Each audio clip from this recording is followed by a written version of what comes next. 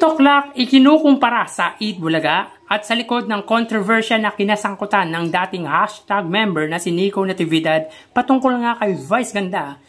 Nico Natividad patuloy pa din ba mapapanood sa Batang Quiapo? Yan ang pag-uusapan natin mga kaparokya, pero bago natin talakayin yan ay humihiling ako na pakisubscribe ang aking YouTube channel. Pakiclick ang bell icon para una kayong manotify sa mga bagong video na ilalabas ko. At idamay nyo na din na i-follow ang aking Facebook page na Mega TV at TikTok account na Kaparokya TV. Maraming salamat! So mga kaparokya, ngayon po ay araw ng Miyerkules, June 26 at bago natin umpisahan ang online viewership ng dalawang noontime show sa bansa, ang It's Showtime at Eat Bulaga, ay pag-usapan muna natin ang patungkol kay Nico Natividad.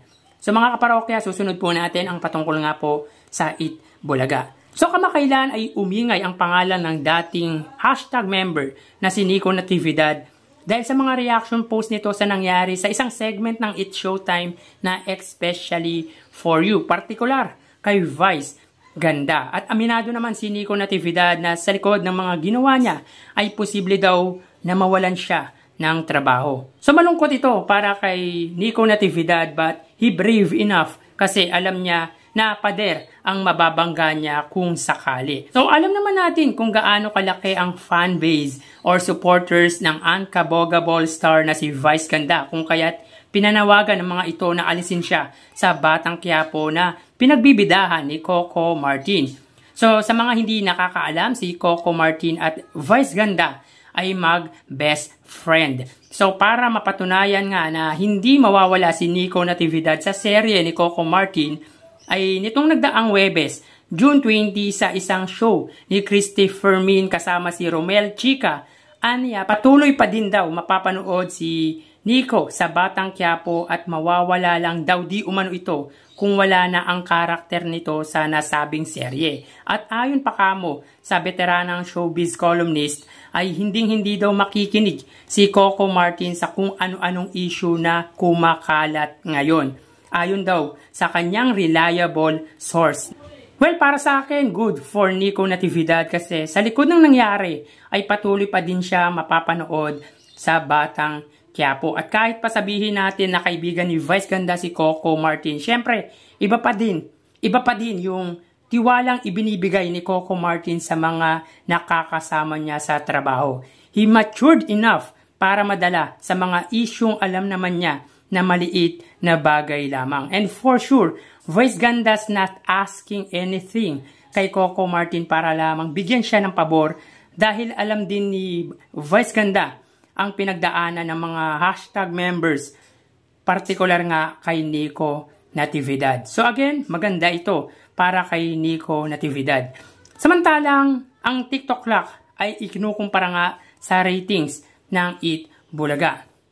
So alam naman natin, ang ratings ng Eat Bulaga ay hindi na po umaabot ng 4%. Ang average na po ng TV ratings ng Eat Bulaga ay 3.6%. Pero pagdating sa TV ratings po na binibigay po natin, 4% pa rin po ang TV average ng Eat Bulaga at ang It's Showtime naman po ay 8%. Yun nga po mga kaparokya, dahil tinatalo nga daw po ng TikTok Clock ang katapat na itong programa na Pajak Princess at naikukumpara ang TikTok Clock sa ratings ng Eat Bulaga dahil mas mataas pa daw di umano ito sa noontime show ng Tito Vic and Joey at Dabarkads. Well, kung yun ang lumalabas na ratings sa TikTok Clock ay maganda para sa kanila. Pero I don't think na kayang pataubin ng TikTok Clock ang Eat Bulaga if ever na magkatapat sila. Para mapatunayan nito, mas maganda kung itapat ng GMA Network ang TikTok Clock sa Eat Bulaga para malaman natin talaga ang magiging resulta nito. Tapatan nila ang It's Showtime at Eat Bulaga. Total, ang GMA naman ngayon ang pinakamalakas na TV station, malawak ang reach at malakas ang signal. So dun pa lang ay advantage na sila agad sa dalawang bigating noontime show sa bansa. So, ang tanong doon mga kaparokya ay kaya ba nilang tibagin ang It's Showtime or Eat Bulaga? Or sabihin na natin, ang Eat Bulaga ay kaya ba nilang tibagin?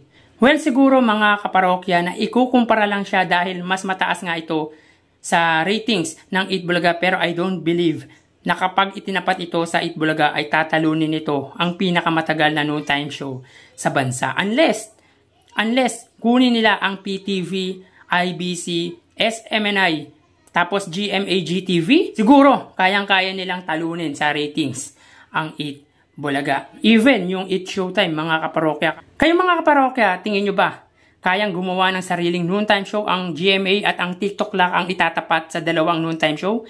Please comment down below mga kaparokya. So tara ating alamin ang online viewership ng dalawang bigating noontime show. Para sa Eat Bulaga, under TVJ Facebook page na may 2.5 million followers at sa Eat Showtime naman na may 18 million followers. So as of 1:09 PM, may kita po natin dito na ang Eat Showtime po ay may kasalukuyang segment na especially for you. Samantalang ang Eat Bulaga naman po ay may sugod bahay, mga kapatid. So dito may kita po natin na may 5,000 viewers ang Eat Bulaga at ang Eat Showtime naman po ay may 16.4 thousand. So ulitin po natin, as of 1:09 PM ang Eat Bulaga ay may 4.9 thousand viewers at ang Eat Showtime naman po ay may 16.4 thousand viewers. So mapunta naman po tayo sa TV Network YouTube channel at unahin po natin ang Eat Showtime under GMA Network na may 35.6 million subscribers. Sa Eat Bulaga naman po under TV5 Philippines na may 1.85 million subscribers. So as of 1:13 PM ang GMA Network, sila po ay may 19,000 viewers. Ang TV5 naman po ay may 32,000 viewers. So ulitin po natin, as of 1:10 PM, ang Eat Showtime ay may 20,000 viewers under GMA. Samantalang ang TV5 ay may 32,000 viewers. So mapunta naman po tayo sa main YouTube channel ng dalawang noontime show. Para po sa Eat Showtime under ABS-CBN Eat Showtime na may kasalukuyang subscribers na 2.28 million. At ang Eat Bulaga naman po under Eat Bulaga TVJ YouTube channel na may kasalukuyang subscribers na 1.03 million subscribers. So as of 1:14, ang Eat Showtime po ay may 99,000 viewers. Samantalang ang Eat Bulaga naman po ay may 60,000 viewers. So ulitin po natin, as of 1:14 PM ang Eat Showtime ay may 98,000 viewers at ang Eat Bulaga naman po ay may 59,000 live viewers. So bali ang total na nakuha ng dalawang noontime show ay, mga kaparokya, bago natin ibigay ang total live viewership ng dalawang noontime show ay humihiling ako na pakisubscribe ang aking YouTube channel. Pakiclick ang bell icon para una kayong ma-notify sa mga bagong video na ilalabas ko. At pakidamay nyo na din na i-follow ang aking Facebook page na Mega TV at ang aking TikTok account na Kaparokya TV. Maraming salamat!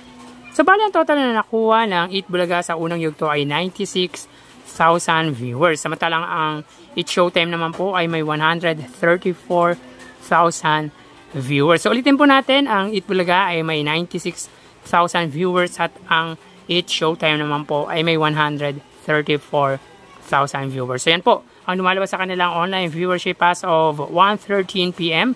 At mamaya magbabalik po tayo sa ikalawang yugto ng ating online views update ng dalawang noontime show dito sa bansa. Magpapaalam na po ako. Thank you and God bless.